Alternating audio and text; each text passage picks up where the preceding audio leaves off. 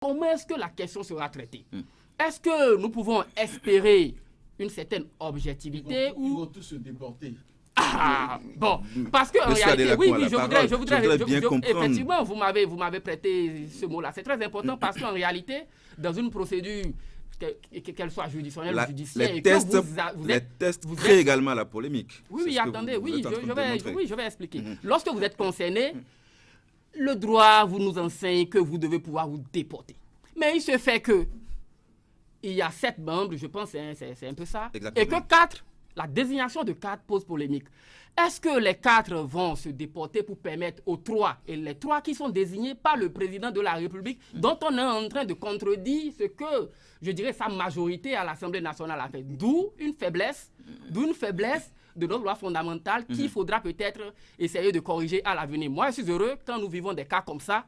Cela nous permet de comprendre qu'il peut arriver dans l'histoire politique d'un pays que l'on soit en face d'un régime ou d'une réalité qui nous montre clairement que ce que nous pensons qui était vraiment excellent en réalité avec des coquilles qu'avec le temps il faut aujourd'hui corriger. Il faut parfaire. Alors Morgan Assogba, maintenant je vous introduis dans ce débat.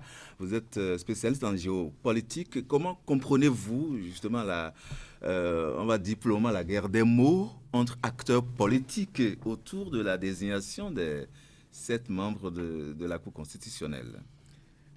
Déjà, il faudrait dire qu'il n'y a pas guerre de mots. Je pense que ce sont des acteurs bien armés, bien avérés, qui discutent. Et c'est ce qui fait l'essence même de la démocratie.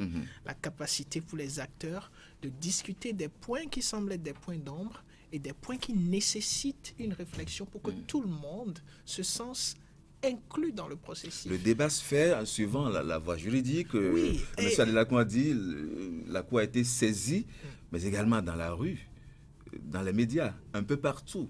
Tout canal est propice pour dire ce qu'on pense sur la question. On va dire c'est le jeu démocratique, on est tous d'accord. Oui, et ce que M. Adelakou a caractérisé d'une faiblesse de la loi constitutionnelle, moi je ne pense pas que c'est une faiblesse.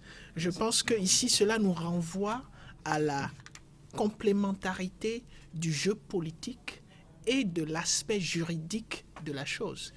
Ici, vous avez une institution politique qui est l'Assemblée nationale, qui est celle où prennent corps tout ce qui peut être test d'une certaine nature et qui doit s'appliquer dans le fonctionnement des institutions. Et donc, c'est à la fois une institution politique, mais une institution qui donne aussi naissance aux différents tests juridiques qui doivent être appliqués. Et ici, nous parlons ici d'une loi fondamentale dont le lieu de naissance, par excellence, est l'Assemblée nationale. Et la question qui se pose ici n'est pas seulement une question juridique. Ici se pose une question, vous avez vu lorsqu'on a écouté le doyen Adiou, il a parlé du caractère inclusif, du sentiment. Et lorsqu'on a écouté M. Distel, il a bien précisé que l'Assemblée nationale n'est pas censée être un lieu où on parle de sentiments. Mais la réalité, c'est que nous vivons dans une société où, à la fois, il faut tenir compte de l'aspect social qui renvoie aux sentiments et de l'aspect